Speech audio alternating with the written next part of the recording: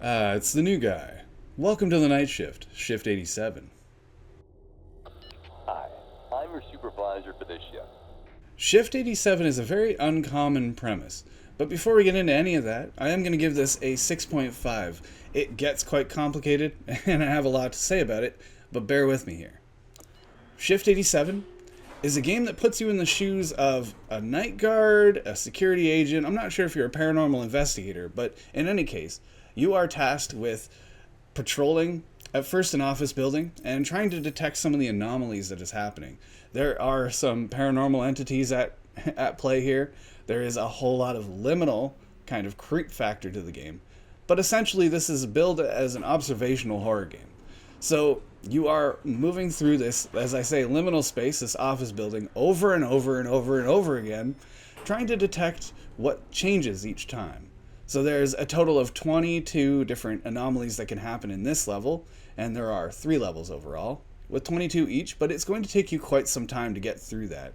It took me about 2.5 hours, admittedly, to get through the office building, to understand and see everything, and then move on to the next location. That was very, very frustrating, but like I said, this is a very unique experience. I didn't really know what I was getting into here. Billed as a horror game, I thought, okay, well, I am the guy on the team for that. I do enjoy that scare factor, but this game was very unique in that it wasn't a jump scare. There's no point ever is there a jump scare or anything you have to run away from. It's not a horror game like that whatsoever. This is a horror game based on the liminal, kind of eerie effect of empty buildings. And if you're familiar with that concept, this game takes that and runs with it. There's this creepy entity that's watching you all the time, and he's supposed to be your boss, I think. But in any case, the idea of eyes on your back was what really did get to me.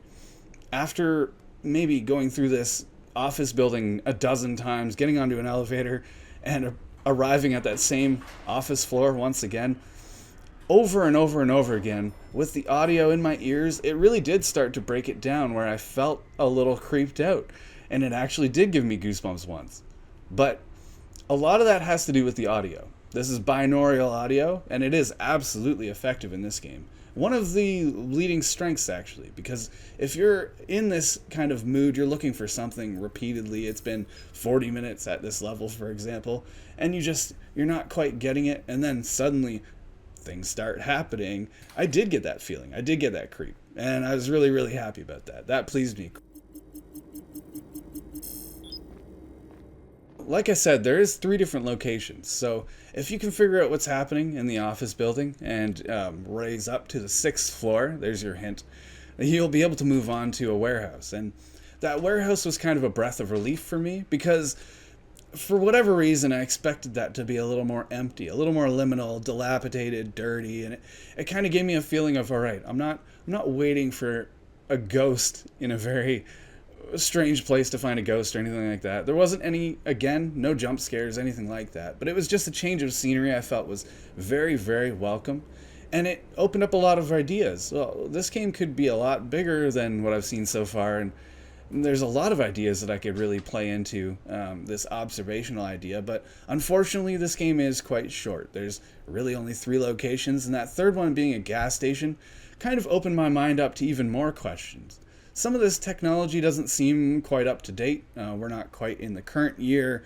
I saw a calendar that was marked 1980. I'm wondering what's happening with all the lore and the kind of story behind this, and unfortunately it does not really get explained very well, and that really hurts the experience, because overall I spent a lot of time in this game, and I'm trying to uncover the mystery more than anything. Like I said, this game is a complicated experience for me, because on one hand, I really did enjoy what the game had to offer, the kind of ideas it was working with, but on the other hand, it was quite limited, and there just wasn't a whole lot under the hood to get behind. There's a random generator, for example, and that determines whether the anomalies happen or not, and that really just seems to be it. So unfortunately, this game was quite limited.